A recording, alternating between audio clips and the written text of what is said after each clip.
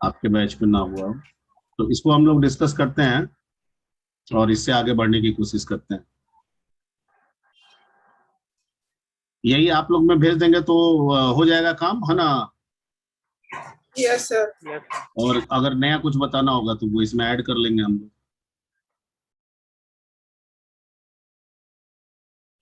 क्योंकि दोनों बैच में कंटेंट लगभग सेम चल रहा है।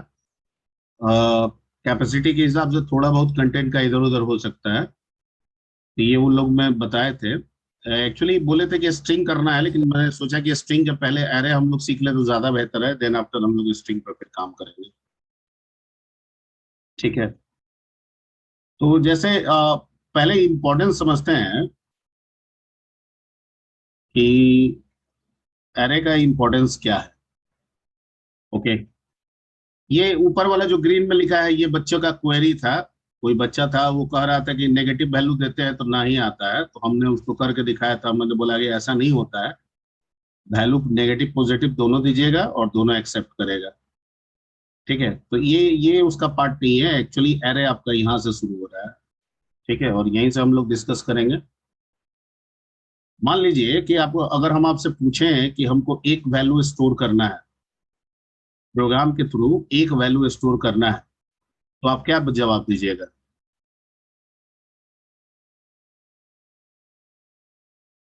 प्रोग्राम के थ्रू एक वैल्यू को स्टोर करके रखना है तो क्या यूज करेंगे हम प्रोग्राम में।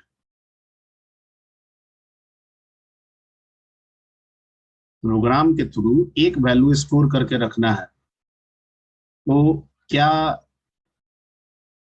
क्या यूज करेंगे हम प्रोग्राम के अंदर। We have to store a single value that may be assigned or that may be inputted in program. How it can be stored? Value को स्टोर कैसे करते हैं प्रोग्राम में। बस चुप। हाँ, हम आपसे जवाब मांग रहे हैं। सर एक वेरिएबल लेके सर उसमें स्टोर करते हैं सर। तो इतना देर क्यों लग रहा है, क्या कॉपी पलट रहे थे। सर हम सोच रहे थे कोई और बोलेगा। अच्छा, सब सोच रहा था कि कोई और बोलेगा। इतना मत सोचिए, जिसको जो बोलना है बोल दीजिए और एक साथ 10 आएगा तो हम बारी बारी से बोलेंगे। Okay sir. ठीक है। हाँ, बिल्कुल सही। कि अगर प्रोग्राम में एक वैल्यू को असाइन करना है या इनपुट कराना है तो मुझे एक वेरिएबल चाहिए, और मान के चलते हैं कि एक वैल्यू अगर हमको लेना है तो वो वेरिएबल मेरा ए होगा। ठीक है। अगर उसी तरीके से हम पूछें कि प्रोग्राम में मुझे 3 वैल्यू स्टोर करना है तो क्या करना होगा। तो सर एरे वेरिएबल बनाना पड़ेगा या फिर 3 वेरिएबल अलग अलग लेना होगा। 3 वेरिएबल अलग अलग लेना होगा। ठीक है। अगर एडवांस नॉलेज है तो वो अपने पास रखिएगा, अभी मत भूलिएगा। सिर्फ जैसे ओके बोलते सर। जाते हैं पूछते जाते हैं वैसे बोलते जाना है। ओके ठीक है। सर। तो अगर 3 वैल्यूज को अगर स्टोर करना है तो हमें प्रोग्राम के अंदर 3 वेरिएबल्स डिक्लेयर करने होंगे, लाइक ए बी सी। लेकिन ये वैल्यू की जरूरत जो है, रिक्वायरमेंट जो है, वो 1 3 नहीं हो सकती है, वो 300 वैल्यूज भी हो सकती है। तो अगर इस यस तरह सर। से हम 300 वैल्यूज के लिए सोचे तो हमें कितने वेरिएबल्स डिक्लेयर करने होंगे। 300। 300 सर। 300 yes sir. ठीक है। And it is a very complex task. ये 1 यस सर। KMD कौन आया है जी। कोई अनऑथराइज घुसने की कोशिश कर रहा है इसमें।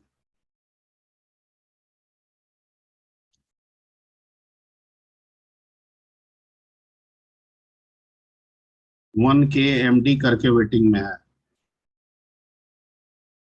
क्या आप इसको जान रहे हैं, देखिए तो आप लोग पार्टिसिपेंट लिस्ट में। ऐसा करके तो कोई आता नहीं है 1 KMD। नहीं सर पहली बार है। पहली बात है। रिमूव करिए।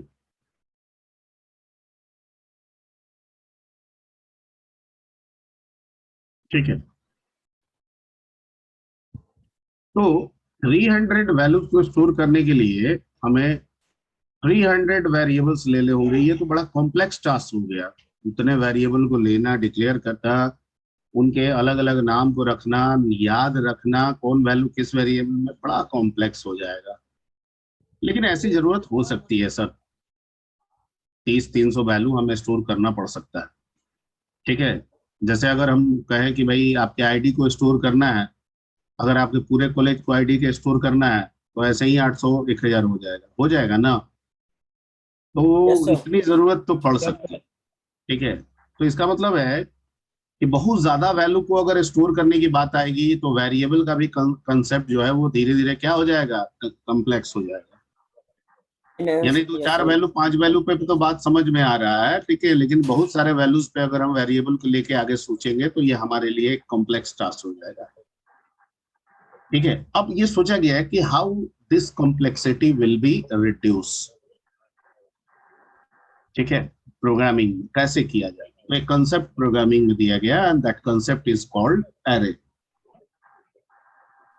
मोस्ट ऑफ प्रोग्रामिंग लैंग्वेजेस में एरे को एरे ही के रूप में जानते हैं, लेकिन कुछ प्रोग्रामिंग लैंग्वेजेस में हो सकता है एरे को किसी और मॉडिफाइड रूप में हम समझे। ठीक है, लाइक पाइथन वगैरह पढ़िएगा तो उसमें एरे के रूप में डायरेक्ट हम नहीं ऑब्जर्व करते हैं, वहां पे हमारे पास एरे जैसा लिस्ट है, टपल है, डिक्शनरी है, ऐसे कुछ चीजें हैं वहाँ पे। ठीक है, लेकिन बाकी लैंग्वेजेस में एरे एरे ही है। ओके, तो एरे एग्जैक्टली क्या है सर? एक वेरिएबल नेम है जो हमारे जितने वैल्यू की एक्सपेक्टेशन है उसकी वो एक्सपेक्टेशन को ये पूरा करता है एक ही नाम से। ये कैसे हो जाएगा सर?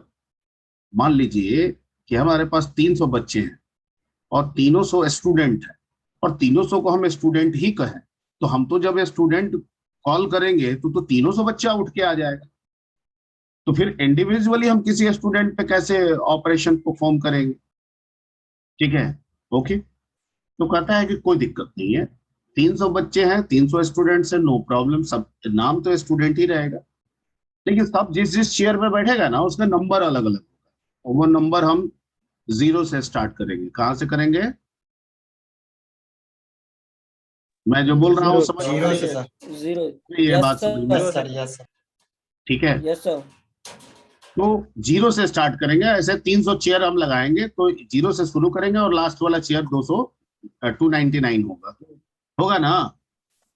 Yes, sir. या Over. पहला स्टूडेंट यस को हम सर। 0 पे बैठाएंगे, इसी तरह से अगर 300 है तो 300 वाले स्टूडेंट को हम 299 पे बैठाएंगे।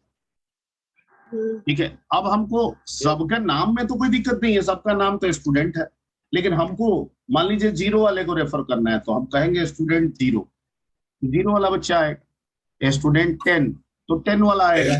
स्टूडेंट 299 तो 299 वाला आएगा। 9 वाला आएगा. ठीक है, आएगा। अब मेरे लिए Yes.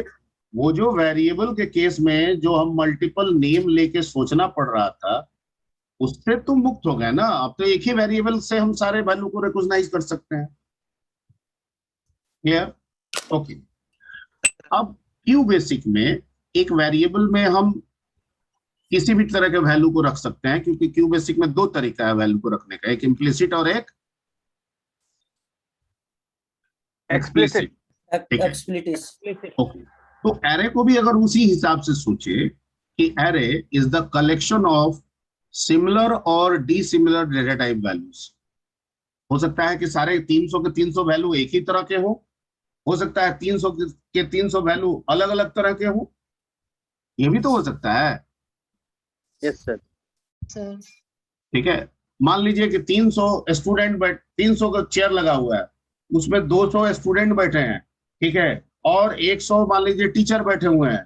ठीक है, और हम बजाय स्टूडेंट रेफर करने के बजाय हम लिख दिए पीपल, तो पीपल में स्टूडेंट भी आ जाएंगे और कौन आ जाएंगे, टीचर आ जाएंगे, लेकिन जो जहां बैठे रहेंगे उनका उसी नंबर से ना हम रिकॉग्नाइज करेंगे। तो कहता है कि सिमिलरिटी भी हो सकती है और डिसिमिलरिटीज भी हो सकती है। हालांकि कुछ लैंग्वेजेस में सी वगैरह पढ़िएगा तो उसमें सिर्फ क्या रहता है, सिमिलर रहता है, डिसिमिलर नहीं रहता. नहीं रहता।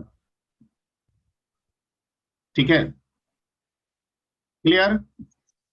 Yes sir. ओके, क्या यहाँ डिसिमिलर का स्पेलिंग सही है? कुछ मेरा दिमाग इसमें डिसिमिलर, आई थिंक एक ही एस होना चाहिए। B or two.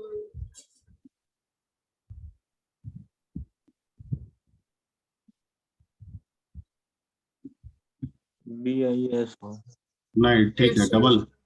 डबल है, ठीक लिखे। Yes, sir. डिसिमिलर, इसका मतलब है कि मेरा Similar को SI और DT for values.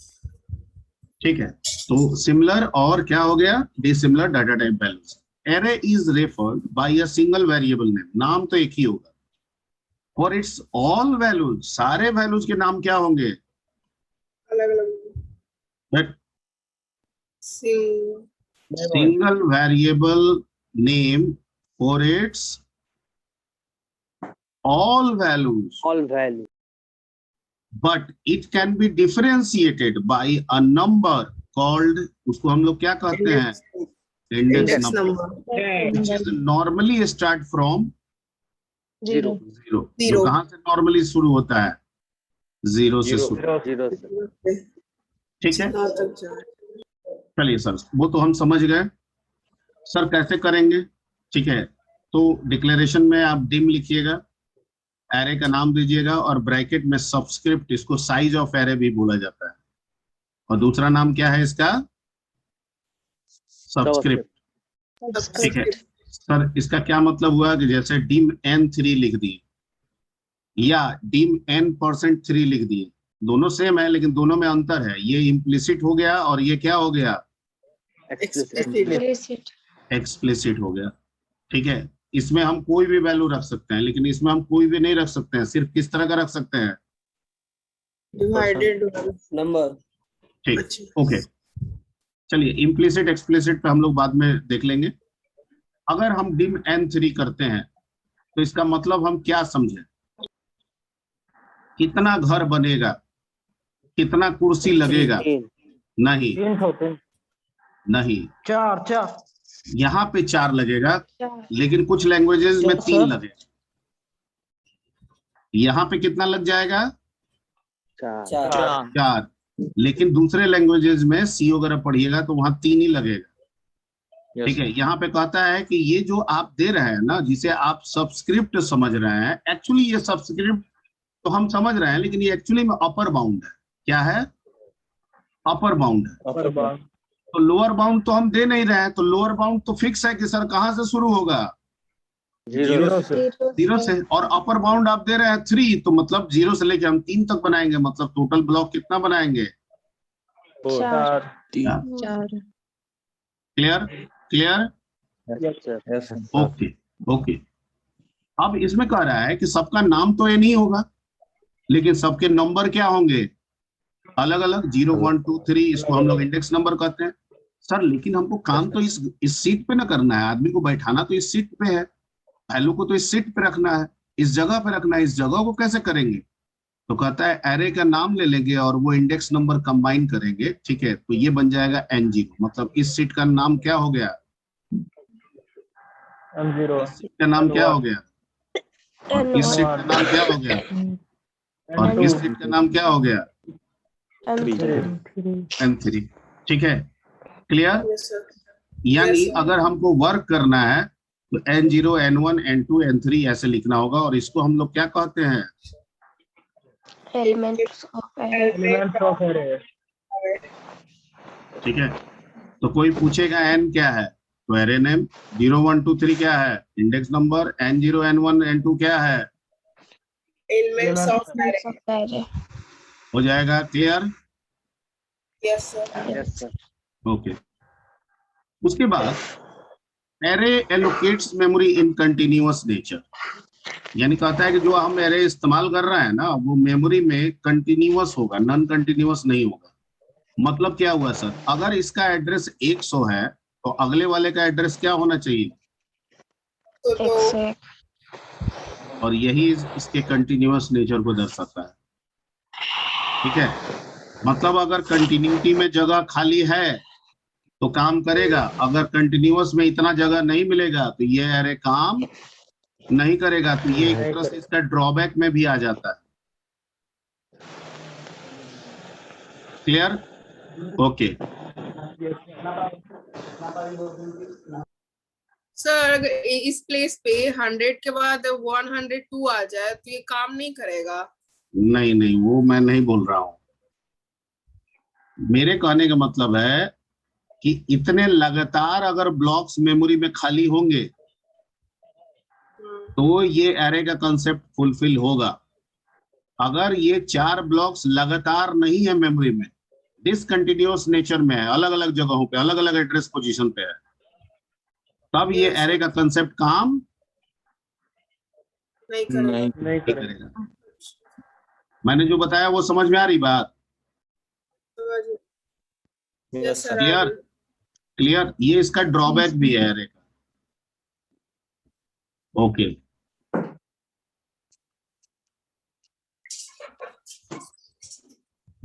नेक्स्ट आते हैं हम लोग इस पे। We can set the lower bound and upper bound as per our requirement.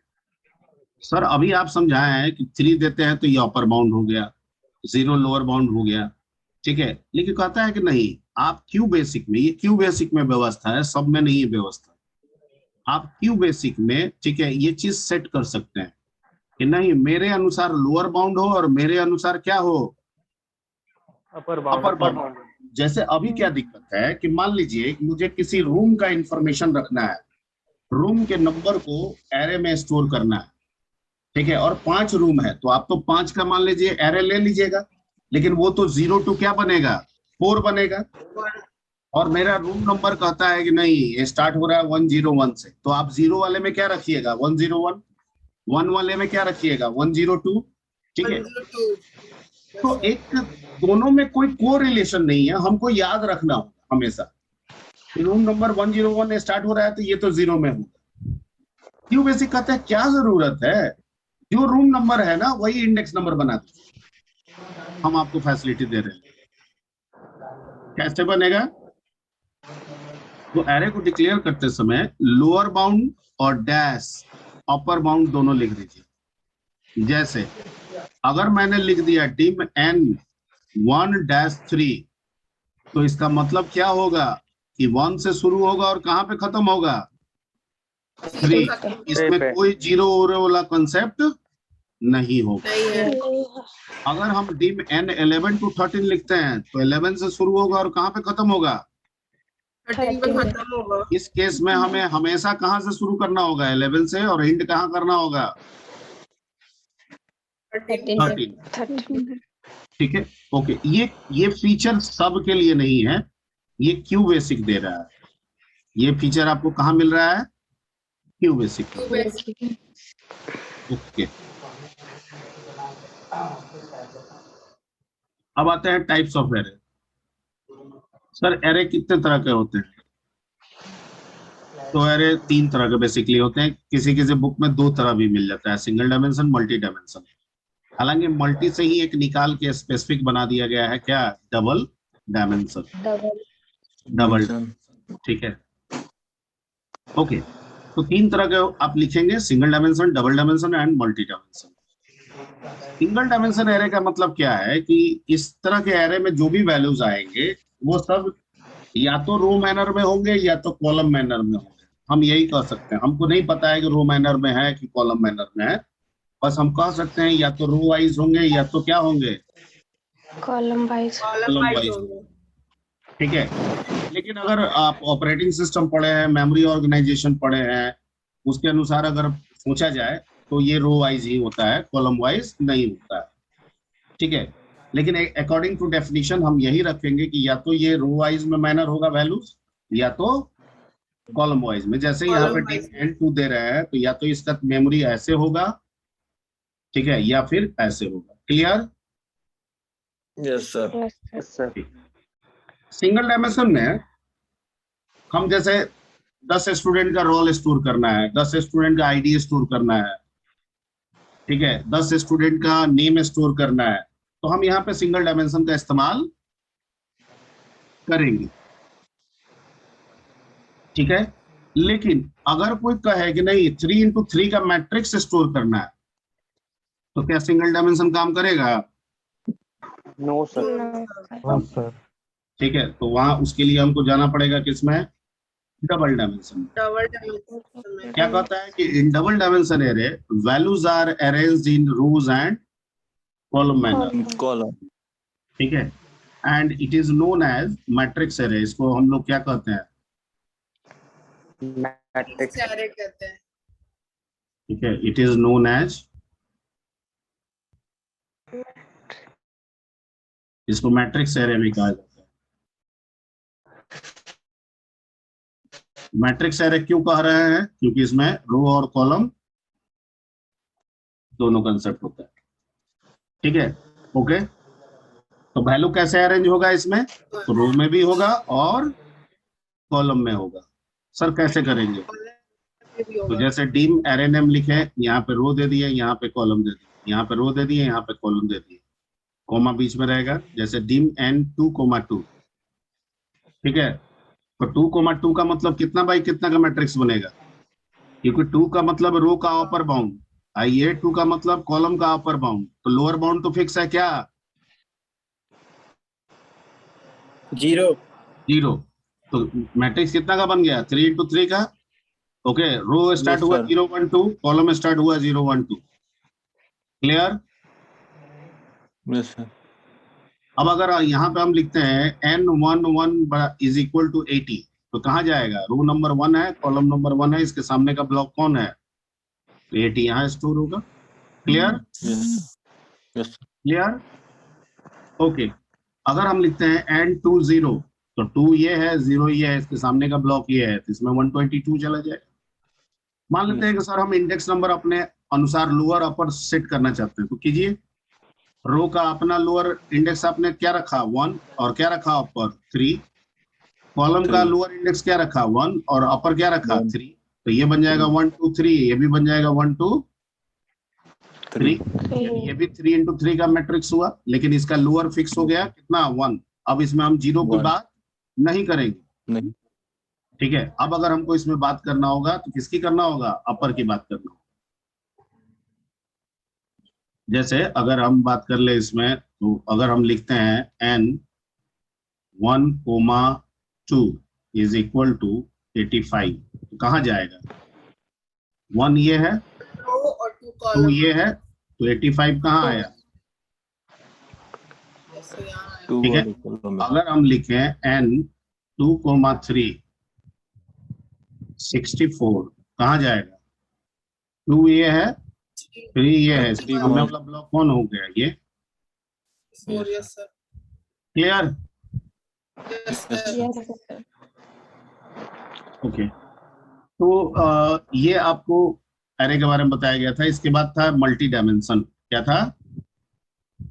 Multi-dimensional. Multi dimension.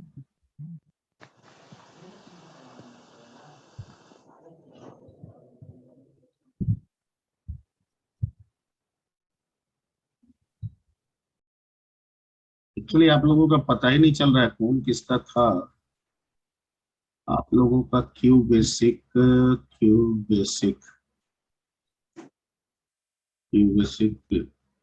ये वाला जो है, ये किसका मिल नहीं रहा। Then this PC,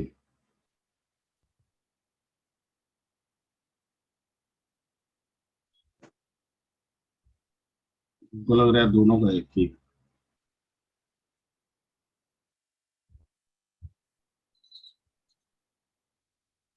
Q basic का एक ही फोल्डर बना है, क्यू बेसिक छोड़िए, एक ही।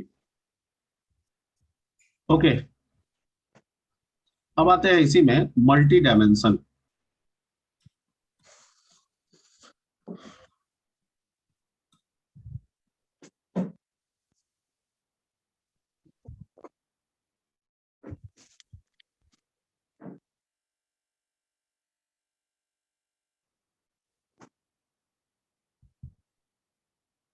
मल्टी डायमेंशन है।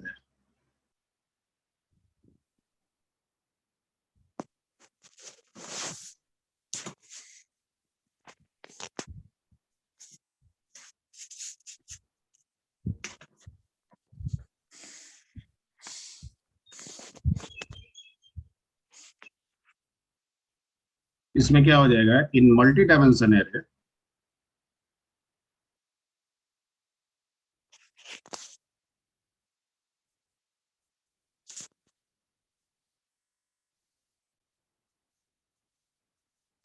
in multi-dimension array,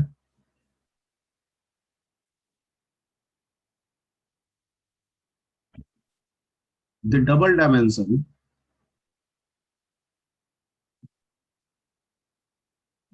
dimension array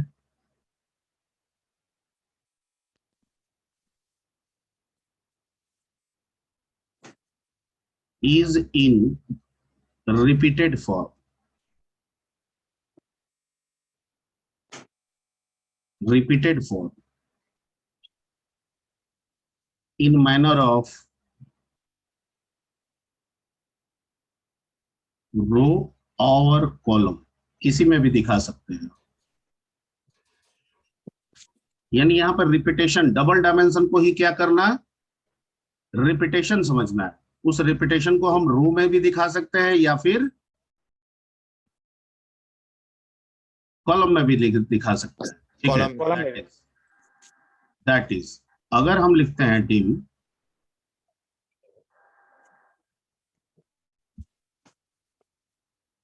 और यहां देते हैं n, यहां ध्यान दीजिएगा, और यहां लिखते हैं 2, यहां भी देते हैं 2 और यहां भी देते हैं 2। ठीक है, तो एक्चुअली में ये जो 2 है ये कॉलम है, ये जो 2 है ये क्या है, रो है, और ये जो 2 है ये रिपीट है, रिपीटेशन। ठीक है, तो अगर मान लीजिए कि हम पहले रिपीट को हटा देते हैं तो हमारे पास बच गया क्या, 2 रो 2 कॉलम, यानी कि 3 रो और 3 कॉलम। 3 रो और 3 कॉलम। ठीक है, कोई दिक्कत? 3 कॉलम। No sir. पहले इन दोनों से देखते हैं, इन दोनों से। ठीक है, तो इन दोनों से देखें तो ये बन गया आपका, बना ना।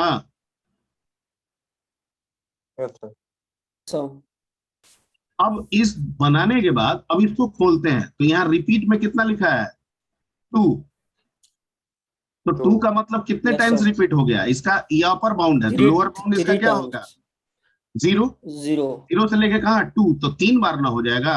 ये ऐसा ही कह रहा है ना, कह रहा है कि जैसा ऊपर वाला बना है ना ऐसा 3 बार होगा। अब इसको आप रो में दिखाइए, कॉलम में दिखाइए, हमको उससे मतलब नहीं है।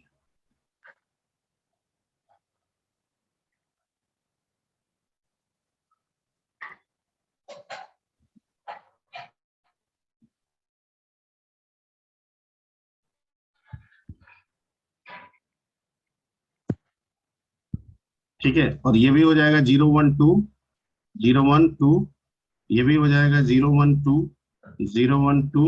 ठीक है, क्योंकि रिपीटिंग है, लेकिन ये पूरा हो जाएगा रिपीट के हिसाब से, ये हो जाएगा 0, रिपीट के हिसाब से ये हो जाएगा क्या, 1, और रिपीट के हिसाब से ये क्या हो जाएगा, 2। अब अगर हम मान लेते हैं कि लिखते हैं n 1, 2, 1 इज इक्वल टू 86, तो ये वैल्यू कहाँ जाएगा। अब इस केस में सबसे पहले देखेंगे किसको, पहले देखेंगे 1, रिपीट, पहले किसको देखेंगे, 1 को।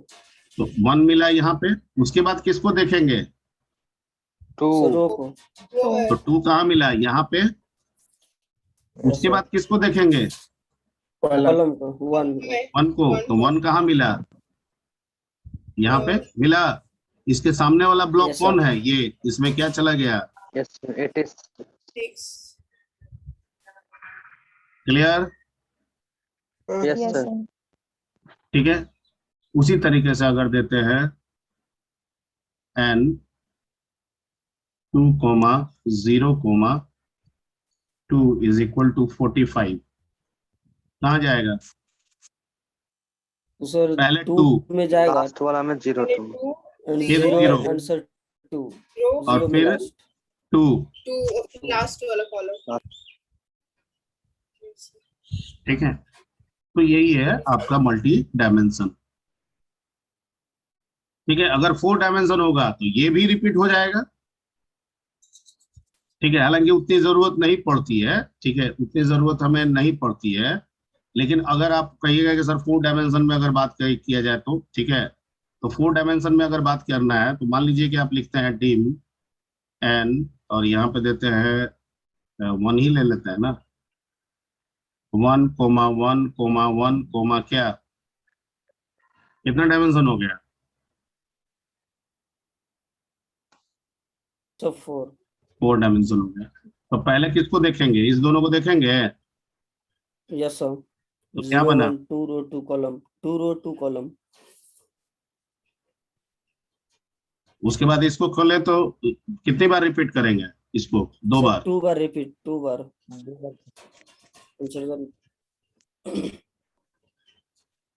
ये कितना हो गया? 0, और ये कितना हो गया? 0 1। और इसको खोले तो कितना बार और ये- रिपीट होगा? 2 बार, यानी ये ये पूरे 2 बार 2 बार रिपीट होगा। होगा। Yes sir.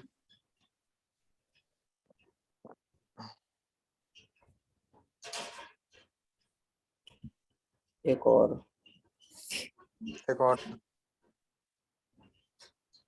ठीक है, ये हो जाएगा 0 और ये हो जाएगा 1, और ये एंटायर बनेगा 0 और ये एंटायर बनेगा कितना? डायर बनेगा 1। समझ गए? इसका मतलब है कि अगर मैं sir. लिखूं n, ठीक है, 1,0,1,0 इज इक्वल टू 85, कहाँ जाएगा? पहला 1 ये, दूसरा 0 ये, तीसरा 1 ये, फिर 1, और चौथा 0 ये। फिर 0। ठीक है, यानी वैल्यू जाएगा यहाँ पे क्या आपका? 85। 85। क्लियर? यस सर, समझ गए सर। ठीक है, तो ये आपका हो गया मल्टी डायमेंशन। अब इस पे हम लोग को मान लीजिए कि एग्जांपल वगैरह अगर दिया जाए कि भाई कैसे करना है, तो पहले सिंगल डायमेंशन पे देखते हैं। सिंगल डबल पे ही ज्यादा होता है। ठीक है, क्वेश्चन क्या हो सकता है? क्वेश्चन एक सिंपल लेके चल सकते हैं कि to input 10 numbers in array,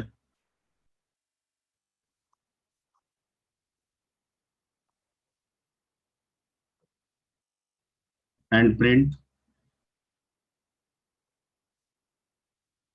simple question ये हो जाएगा। तो सर कुछ नहीं करना है, ठीक है, आपको सीएलएस ले लेना है, एक डिम ले लीजिए, क्या, एन कितना का, 9 का भी ले लीजिएगा तो काम चल जाएगा आपका, 9 का चल जाएगा ना। Yes sir. इम्प्लिसिट में लेके चलिए तो इसी से चल जाएगा आपका काम। उसके बाद आपको इनपुट कराना है तो 4 का लूप चला दीजिए। 0 से शुरू होगा, कहाँ तक जाएगा लास्ट इंडेक्स? 9 तक। 9 तक। इसमें लिख दीजिए इनपुट इंटर क्या, नंबर और यहाँ पे n दे दीजिए, और उसका इंडेक्स पोजीशन क्या हो जाएगा? 1 2। अरे यही ना हो जाएगा, जो लूप चला रहे हैं वही ना यस सर, इंडेक्स एन आई हो हो जाएगा। Yes sir. तो आपने 10 एरो में ये करा दिया, अब इसको डिस्प्ले करना है तो Yes, फिर से लूप चला दीजिए वैसा ही। 0 to कहाँ तक? 9 तक। इसमें आप क्या लिख दीजिएगा? प्रिंट वैल्यू एन आई। बन गया। Yes, yes. ठीक है, तो ये क्या हुआ? सिंपल, आपने 10 का एक एरे बनाया और उसको डिस्प्ले कर दिया। ठीक है, यस सर। ओके। और अगर क्वेश्चन आ जाए ऐसे,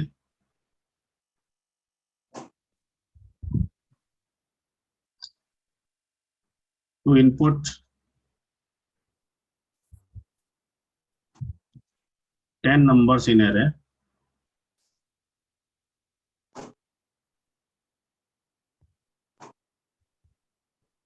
and print even index position.